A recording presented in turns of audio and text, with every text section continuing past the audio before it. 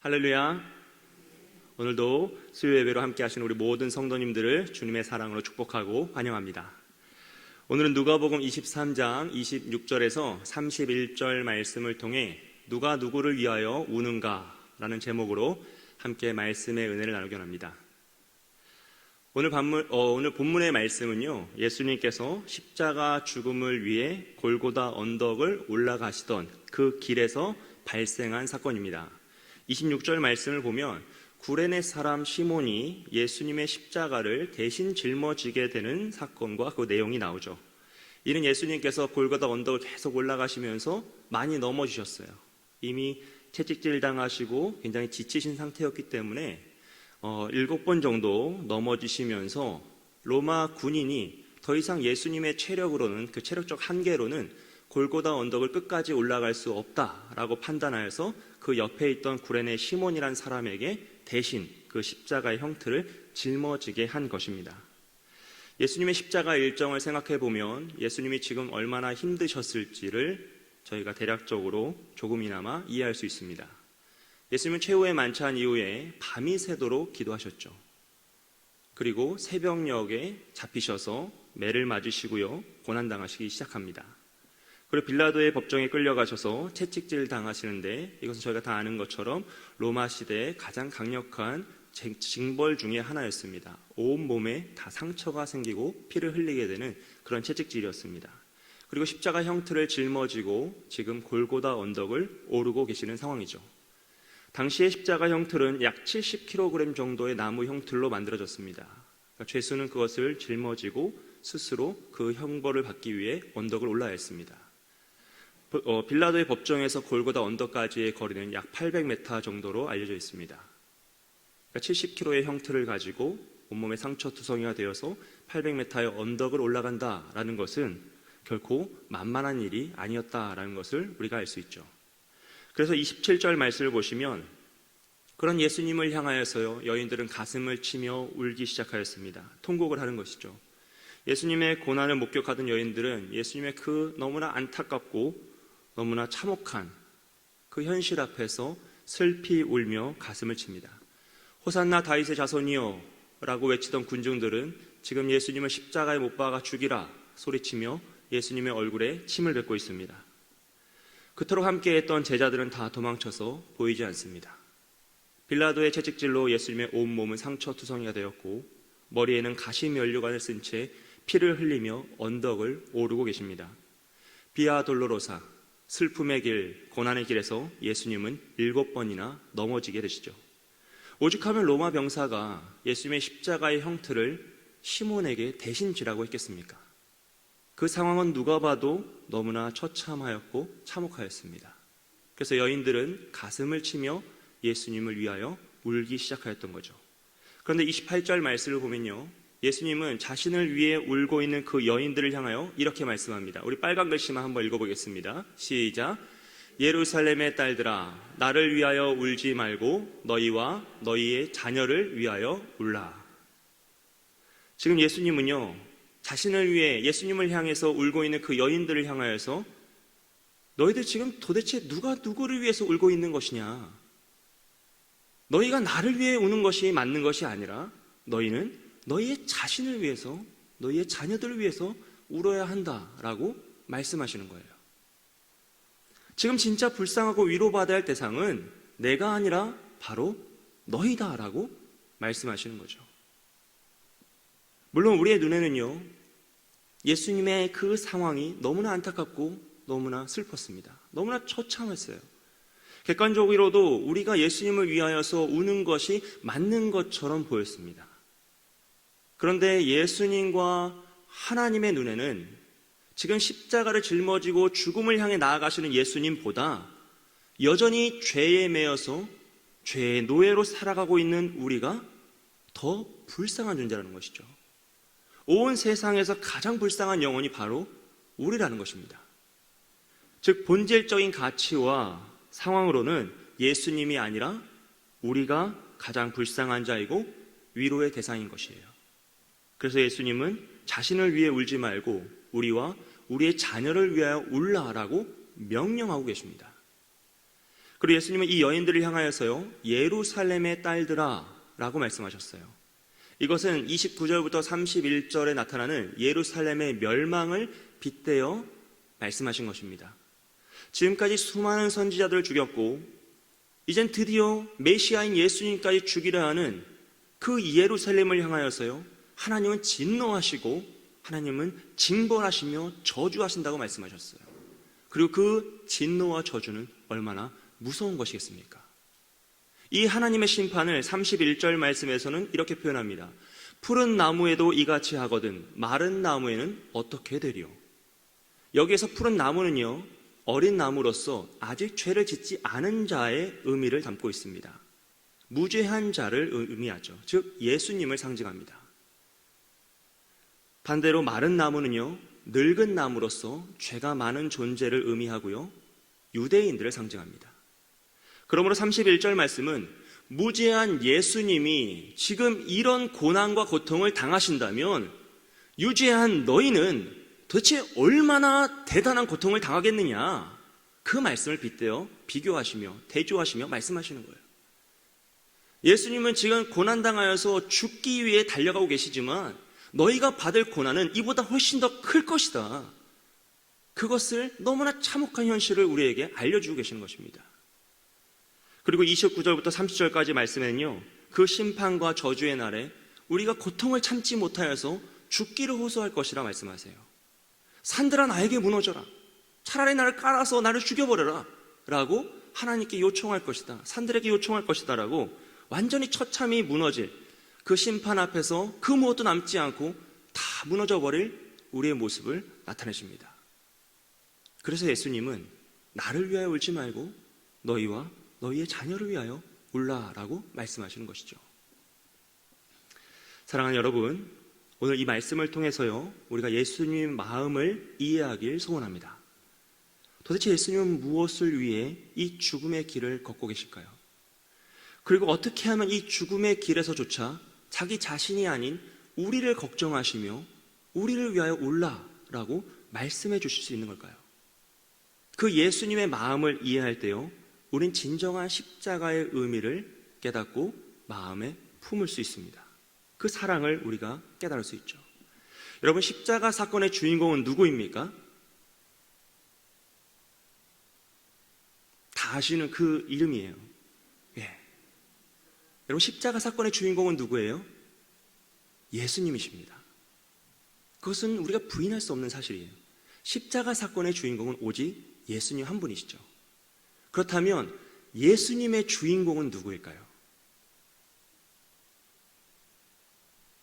그 십자가를 짊어지고 죽음을 향해 나아가시는 그 예수님의 마음속에 있는 주인공은 누구일까요? 바로 우리입니다. 여러분, 예수님은요, 우리가 아니었다면 그 십자가에서 죽지 않으셨을 거예요. 여러분, 이 세상의 창조와 종말까지 모든 역사의 주인공은 예수님이세요. 그런데 그 예수님의 주인공은 바로 우리라는 것이에요. 예수님은 우리를 위하여서 십자가를 짊어지고 계신 것입니다. 왜냐하면 예수님의 마음속에는 오직 우리가 주인공이기 때문이에요. 할렐루야. 여러분, 예수님이 짊어지신 그 십자가의 주인공이 바로 여러분이라는 사실을 잊지 않으셨으면 좋겠어요. 그 사실을 믿으십시오. 오직 예수님은요, 십자가 죽음 가운데서도 여러분을 향한, 우리를 향한 사랑과 관심과 헌신밖에 없었어요. 왜냐하면 우리가 예수님의 주인공이었기 때문이죠. 예수님의 십자가의 목적은 우리였습니다. 여러분, 이것이 바로 복음이죠. 오직 우리를 목적 삼으시고 우리를 주인공 삼으셔서 자신의 인생을 다 헌신하신 그 예수님의 십자가, 이것이 바로 복음입니다. 그래서 예수님은요, 나를 위해 울지 말고 너희와 너희 자녀를 위하여 울라라고 말씀하시는 거예요. 오늘 우리가 이 십자가의 의미를 이해할 때요, 우리를 향한 끝없는 예수님의 사랑을 마음속 깊이 이해하고 품을 수 있습니다. 특별히 이 고난주간 우리는 반드시 이 십자가의 사랑을 깨닫고 마음에 묵상하며 마음속 깊이 심을 수 있는 저와 여러분이 되시길 주님의 이름으로 축복드립니다. 사랑하는 여러분, 예수님이 짊어지신 십자가의 주인공은 오직 여러분입니다. 솔직하게 정확히 말씀드리면 영어로는 you고요, 한국말로는 너입니다. 제가 반말이라서 너라고 표현하지 못한다는 점을 꼭 기억해 주시고, 나입니다. 예수님의 십자가의 주인공은 나예요. 예수님 나를 위해, 나를 대신하여 그 십자가를 짊어지신 것이죠. 고난주간 이 사랑을 더 풍성히 누리시기를 축복드려요.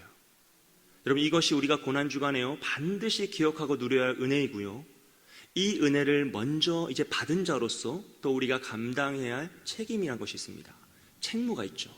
그것은 바로 십자가의 죽음 앞에서도 흔들리지 않는 예수님처럼 우리도 그런 견고한 믿음을 갖는 것이에요. 예수님이 정말 나를 위해 십자가에 달려 죽으셨구나라는, 예수님의 십자가의 주인공이 나라는 그 믿음을 온전히 갖고 이 세상 가운데 흔들리지 않는 믿음으로 살아가는 것이죠. 여러분, 어떻게 하면 예수님은 그 십자가 앞에서도 이렇게 흔들리지 않을 수 있으실까요? 어떻게 하면 그 고난과 그 고통 앞에서도 오히려 우리를 배려하고 우리를 위하며 우리를 위하여 울라라고 외치실 수 있을까요? 첫째로요, 사명에 집중할 때 우리는 현상에 흔들리지 않을 수 있습니다. 여러분, 예수님은 오직 사명을 따라 순종하시는 삶을 사셨죠. 사명을 위하여 이 땅에 태어나셨고요, 사명을 붙잡고 이 땅을 살아가셨고요, 사명으로 이 십자가의 죽음을 맞이하고 계십니다. 또 그 죽음 이후에도 사명을 붙잡고 부활하시고 오늘도 우리와 함께 하시는 것이죠. 여러분, 오늘도 그 사명의 길을 예수님은 걸어가고 계신 거예요. 그렇기 때문에 눈앞에 어떠한 현상이 펼쳐지든지 예수님은 요동하지 않으세요. 흔들리지 않으세요. 꽃길을 걸을 때에도요, 가시밭길을 걸을 때에도요, 그는 흔들리지 않으며 동일한 모습을 보여주고 계십니다. 호산나 다윗의 자손이요, 사람들이 외칠 때에도요, 십자가의 저를 죽이라, 조롱할 때도요, 예수님은 흔들리지 않고 동일한 모습을 보여주세요. 여러분, 예수님이 이 땅에 왜 오셨습니까? 예수님의 사명은 무엇이에요? 요한복음 10장 10절은요, 예수님의 사명을 향하여 이렇게 말씀하고 있습니다. 우리 빨간 글씨 한번 읽겠습니다. 시작. 내가 온 것은 양으로 생명을 얻게 하고 더 풍성히 얻게 하려는 것이라. 아멘. 여러분, 예수님요 이 땅에 오신 이유는, 예수님의 사명은 양으로 생명을 얻게 하고 더 풍성히 얻게 하려고 오셨다라고 말씀하세요. 여러분, 이 땅에 양이 없었다면요, 예수님은 이 땅에 오지 않으셨을 거예요. 예수님이 이 땅에 오신 목적은 오직 양으로 생명을 얻게 하시는 겁니다. 그래서 예수님이 이 땅에 오셔서 하셨던 모든 가르침과 기적과 능력은요, 그 양을 위함이죠. 즉, 우리를 위함입니다. 하나님의 창조와 오늘까지의 모든 섭리 역시도 오직 우리를 위함이에요. 오늘 십자가 사건도 오직 우리를 위함이죠. 이 모든 것이 다 우리를 위함인 줄 믿습니다. 이것이 예수님의 사명이셨어요. 내가 온 것은 양으로 생명을 얻게 하고 더 풍성히 얻게 하려는 것이라. 여기에서 생명은요, 우리의 생각보다 훨씬 더 깊고 넓은 의미를 포함하고 있어요. 이 요한복음 10장 10절 앞에 있었던 사건은 요한복음 9장에서요, 날 때부터 맹인되었던 사람의 사건입니다. 사람들은 그 사람을 향하여서요, 그 사람의 죄가 있어서 그럴 거야, 아니면 그 사람의 부모가 죄를 지었기 때문에 그럴 거야 라고 하면서 죄로 그 문제를, 그 상황을 보고 있었죠. 하지만 예수님께서는요, 죄의 문제가 아니라 하나님이 하실 일을 그의 인생을 통하여 나타나시기 위하여 그는 맹인으로 태어난 것이다 말씀하시며 그를 치유하셨어요. 여러분, 그리고 그 맹인이었던 사람이 다시 앞을 보고 살아갈 세상을 한번 생각해 보세요. 날 때부터 맹인이었습니다. 단 한 번도 빛이란 걸 본 적이 없어요. 세상이란 걸 본 적이 없죠. 그런 사람이 예수님께 치유받고 눈을 떴을 때 그의 인생은 어떠하였을까요? 얼마나 밝고 기쁘고 소망과 행복이 가득했을까요? 그 기쁨이 지금까지 자신이 누렸던 자신의 인생과 비교할 수 있을까요? 여러분, 그것이 바로 생명을 얻게 하시는 거예요.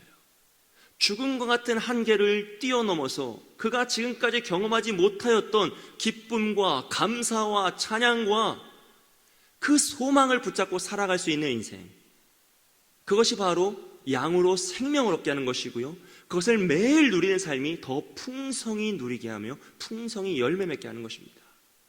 여러분, 그것이 바로 하나님이 우리에게 주고자 하시는 생명이에요. 창조의 사역, 한계를 뛰어넘는 그 창조적 사역이요, 생명을 얻고 더 풍성히 얻는 것입니다. 우리가 예수님의 십자가를 믿으면 하나님은 우리에게 영생이라는 선물을 주시며 구원하시죠.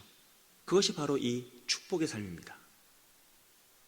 우리 인생을 향한 하나님의 계획과 태초의 모든 완전함이 회복되는 것이에요. 그래서 우리의 한계를 뛰어넘고요, 매일 너무나 큰 그 은혜와 생명 안에서 살아가요. 우리의 아픔과 슬픔도 있지만 그것을 뛰어넘는 하나님의 위로와 축복이 임합니다.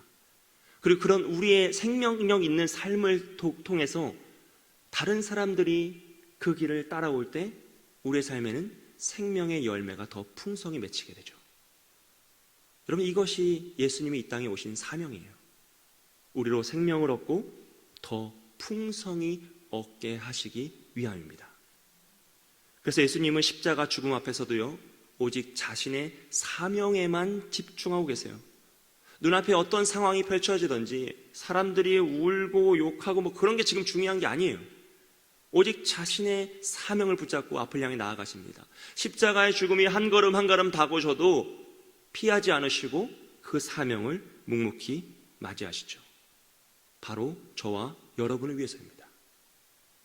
여러분, 만약 오늘 우리가요, 예수님처럼 사명에 집중하면요, 우리는 사람의 칭찬과 위로와 인정에 흥분하지 않을 수 있어요. 또 비난과 오해에 흔들리지 않을 수 있습니다. 때는 우리 주변에 칭찬과 인정이 없으면 움직이지 못하시는 분들이 있잖아요. 또 비난과 오해를 받으면 항상 주저앉는 사람들이 있습니다. 하지만 여러분, 우리가 정말로 우리에게 주어진 사명에 집중하면요, 어떤 인정과 칭찬이 없어도 우리는 우리의 사명을 끝까지 완수할 수 있습니다. 어떠한 비난과 오해 앞에서도요, 주저하지 않고 포기하지 않고 그 사명을 향해 달려갈 수 있어요. 바라기는 예수님처럼 오직 사명에 집중하여 현상을 뛰어넘는 저와 여러분이 되시길 주님의 이름으로 축복드립니다. 두 번째로요, 우리는 결론을 알 때 과정에 흔들리지 않습니다. 예수님은 자신이 감당하셔야 할 모든 사명의 결론을 이미 다 알고 계시죠. 그것을 계획하신 분이 하나님과 예수님과 성령님이시고 그것을 완수하고 계시는 분이 예수님이시니까요. 이미 모든 걸 다 알고 계세요. 그렇게 지금 펼쳐지고 있는 과정 속에서요, 흔들리지 않으시는 거예요. 여러분, 각본의 힘이란 것이 있죠.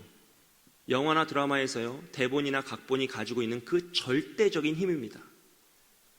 여러분, 영화나 드라마에서 주인공은 항상 고난을 당해요. 하지만 그가 어떠한 고난을 당해도요, 각본에 쓰여진 결론은 바뀝니까? 안 바뀝니까? 바뀌지 않아요. 왜냐하면 각본에 그렇게 쓰여있기 때문이에요. 여러분, 우리의 인생을 향한 결론은 무엇일까요? 하나님 말씀인 성경은 오늘 우리를 향하여서 우리의 결론이 뭐라고 말하고 있습니까? 우리 함께 로마서 8장 38절과 39절 함께 읽어보겠습니다. 시작. 내가 확신하노니 사망이나 생명이나 천사들이나 권세자들이나 현재일이나 장래일이나 능력이나 높음이나 깊음이나 다른 어떤 피조물이라도 우리를 우리 주 그리스도 예수 안에 있는 하나님의 사랑에서 끊을 수 없으리라. 아멘. 아멘. 여러분, 이것이 성경이 기록되어 있고 하나님이 우리에게 주시는 우리 인생의 결론입니다. 그 어떤 것도 우리 주 그리스도 예수 안에 있는 하나님의 사랑에서 우리를 끊어낼 수가 없다라는 것이에요. 우린 이 사랑에 매여 있는 자이고요, 그 사랑에서 벗어날 수 없는 자입니다. 이것이 하나님이 말씀하시는 우리의 결론이에요. 그러니 그 과정에서 흔들리지 마시기를 부탁드려요. 때로는 인생을 살다 보면 비를 맞죠. 창수가 나고요, 집안이 흔들릴 때도 있습니다. 때로는 육체의 질병으로 뜻하지 않는 아픔이 우리 인생을 너무나 쓰라리게 덮쳐올 때가 있습니다. 경제적인 고통과 사람들의 비난과 오해 앞에서 눈물을 흘릴 때도 있습니다. 심지어 사랑하는 이를 먼저 주님 품에 안길 때도 있어요.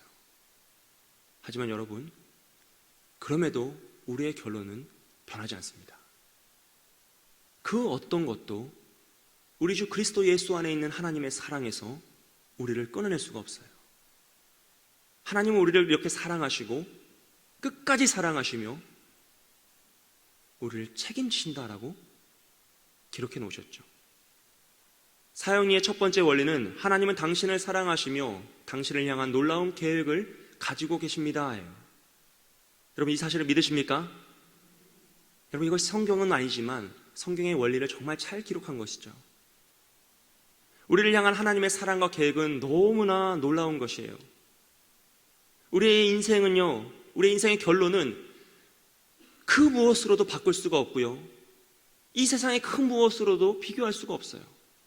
하나님의 사랑과 놀라운 계획이 성취되는 것이 우리 인생의 결론이기 때문에 이 세상의 부귀영화나 그 무엇으로도 그것을 비교할 수가 없습니다. 완전히 새로운 생명의 역사와 창조의 능력이 여러분과 저의 인생에 회복되는 것이에요. 날마다 그 생명을 풍성히 누리고 열매 맺으며 살아가는 것입니다. 이것을 로마서 11장에서는 우리가 예수님께 접붙임 되었다라고 표현해요. 원래 우리는 정말 쓸모없고 가시덤불처럼 버려질 돌 감람나무였는데 참 감람나무이신 예수님에게 접붙임 될 때 우리의 한계를 뛰어넘는 아름다운 열매를 맺는다는 것이죠. 원래는 정말 쓸모없는 존재였고 불타버려야 할 불쏘시개 같은 존재였는데 주님께 그 생명을 받음으로 그 생명을 풍성히 누리고 생명의 열매를 맺는 존재로 변화되었다는 것입니다. 그 과정에서 비를 맞고 바람이 불고요, 어려움을 당하지만 여러분, 우리의 뿌리는 절대로 뽑히지 않습니다. 왜냐하면 우리의 뿌리는 예수 그리스도이시기 때문입니다. 그 예수님이 우리에게 생명을 주시고 더 풍성히 누리게 하실 거예요. 이것이 저와 여러분의 인생의 결론인 줄 믿습니다. 여러분, 우리 다시 한번 로마서 8장 38절과 39절 한번 힘있게 읽어보겠습니다. 시작. 내가 확신하노니 사망이나 생명이나 천사들이나 권세자들이나 현재일이나 장래일이나 능력이나 높음이나 깊음이나 다른 어떤 피조물이라도 우리를 우리 주 그리스도 예수 안에 있는 하나님의 사랑에서 끊을 수 없으리라. 할렐루야. 여러분, 이 사실을 믿으시기 바라요. 이것이 저와 여러분의 인생의 정해진 결론이에요. 그 과정 가운데 어려움이 있지만 하나님이 늘 함께 하시고 우리를 도우시며 그 사랑을 더 견고히 하실 것입니다. 그리고 주님 품 안에 있는 우리를 통하여 우리가 상상하지도 못할 하나님의 놀라운 사랑과 계획이 성취될 줄 믿습니다. 마지막으로요, 우리가 우리의 역할에, 자신의 역할에 최선을 다할 때 우리는 마음이 흔들리지 않을 수 있어요. 여러분, 운동선수들에게는 각성이란 것이 있죠. 제로존이라고도 합니다. 궁극의 감각적 플레이가 일어나는 그런 현상을 딛고 말하는 건데요. 연기에서는 이제 메소드 연기라고 하고요, 심리학에서는 몰입이라고 하고, 동양 철학에서는 무아지경이라고 합니다. 요즘 아이들 말로는 찢었다라고 하죠. 네. 무엇인가 주변에게 영향을 받지 않고 자기의 역할에 정말로 집중할 때 오히려 주변을 통제하고 영향을 끼치는 그 현상을 우리는 이렇게 부르고 있어요. 여러분, 지금 예수님은요, 본인에게 주어진 그 역할에 최선을 다하시고요, 완전히 몰입하셔서 집중하고 계세요. 그래서 옆에서 사람들이 침을 뱉거나 욕을 하거나 뺨을 쳐도 아무 상관이 없는 거예요. 여인들이 가슴을 치며 눈물을 흘리고 따라와도 지금 그게 중요한 게 아닌 거예요. 예수님은 온 인류의 죄악을 위하여 십자가 달려 죽어가시는 그 길에서 본인이 하셔야 할 일을 최선을 다해 달려가고 계시죠. 심지어 십자가 달려 죽어가시면서까지도 옆에 있는 죄인을 구원해내시잖아요. 그것이 예수님이 지금 자신의 역할에 가장 집중하시며 최선을 다하신다는 증거입니다. 여러분, 오늘 우리가요, 우리에게 주어진 역할에 정말 최선을 다하잖아요. 그럼 정말 많은 문제들이 해결됩니다. 우리를 힘들게 하는 사심에서요, 정말 많이 자유해질 수 있어요. 우리에게 스트레스를 주는 그런 다른 사람들의 말 있잖아요. 거기에서 굉장히 자유해지죠. 내 안에서 외치는 소리가 있잖아요. 그 외침에서 우리는 굉장히 자유해집니다. 우리가 부모로서요, 자녀로서요, 성도로서, 직분자로서, 또 사회에서 맡은 그 사회인으로서 우리가 우리에게 주어진 역할에 정말 예수님처럼 집중하고요, 우리의 온 힘을 다하여 최선을 다하면 다른 사심이 거의 사라져요. 우리의 사념에서 거의 자유로울 수 있어요. 딴 생각할 겨를이 없어요. 여러분, 그렇잖아요. 정말 최선을 다해 살면요, 다른 사람 말 신경 쓸 겨를이 없어요. 다른 사람에 관해서 말할 시간이 없어요. 내 역할 감당하기도 바빠요. 부모로서 해야 할 일도 많고요, 자녀로서 해야 할 효도 많고요, 성도로서 교회와 나라를, 민족을 위해서 기도할 것도 너무 많고요, 직분자로서는 해야 할 일이 산더미처럼 쌓여 있어요. 또 사회인으로서 내가 감당해야 될 일들이 있죠. 그것을 정말 최선을 다하면요, 여러분은 굉장히 자유로울 수 있습니다. 하지만 반대로요, 나에게 주어진 역할에 최선을 다하지 않을 때 우리는 생각할 게 많아져요. 고민할 게 많아져요. 이 말, 저 말 신경 쓸 것도 너무 많고요, 이 사람, 저 사람 신경 쓸 사람도 쌓여 있어요. 이거 신경 쓰면 저게 문제고, 저거 신경 쓰면 또 이게 문제예요. 계속 그 생각의 늪에 빠져서 말도 많고 탈도 많은 끝없는 불편함에 빠져 살아가야 한다는 것이죠. 그리고 가장 결정적으로요, 우리가 최선을 다해 살아가지 않으면 이 현상과 과정에 사로잡혀서요, 우리는 뒤를 돌아보면서 누군가 나를 위해 울어주기를 바랄 수밖에 없습니다. 위로받아야 하고 격려받아야 하고 늘 도움을 받아야 돼요. 인정과 칭찬이 없으면 움직일 수가 없고요, 상황과 사람의 눈치를 보며 살아가야만 하죠. 하지만 우리가 우리에게 주어진 사명에 정말 최선을 다하면요, 우리는 누군가를 위해 울어줄 수 있는 사람이 돼요. 나의 아픔만을 붙잡고 가는 것이 아니라 다른 이의 아픔을 함께 울어줄 수 있고 다른 이의 연약함을 함께 세워줄 수 있는 하나님의 도구가 되죠. 현상과 상황과 가정에 흔들리지 않고요, 오히려 그것을 딛고 일어나는 자유함을 얻게 됩니다. 사랑하는 여러분, 이 고난주간 예수님의 십자가 앞에서 오늘 우리는 어떠한 삶을 살아가고 있는지 한번 되돌아보길 원합니다. 특별히 오늘날 부모로서, 자녀로서, 성도로서, 직분자로서 우리는 누군가 나를 위해 울어주길 바라야 할지, 아니면 내가 누군가를 위해 눈물을 흘려줄 것인지 결정하셨으면 좋겠어요. 여러분, 예수님이 짊어지신 십자가의 주인공은 오직 여러분이었습니다. 그 사실을 붙잡으시고 우리도 예수님처럼 사명 앞에서 흔들리지 않고요, 오직 자신에게 주어진 역할에 최선을 다하며 하나님을 의지하여 나아갈 때 하나님이 여러분을 통하여 정말 놀라운 역사를 이루실 거예요. 저는 이 고난주간에 예수님의 사랑을 정말 풍성히 누리셨으면 좋겠고요, 그 풍성한 은혜 안에서 오직 사명에 집중하여 앞을 향해 달려가실 때 하나님께서 여러분을 통하여 놀라운 역사를 이루시고 우리가 나와 우리 가족뿐만 아니라 아직 이 구원의 기쁜 소식을 받지 못한 이들을 위하여서, 또 우리에게 주어진 너무나 귀한 다음 세대를 위하여서, 또 이 나라 민족을 위하여서 함께 눈물을 흘릴 수 있는 저와 여러분이 되시길 주님의 이름으로 축복드립니다.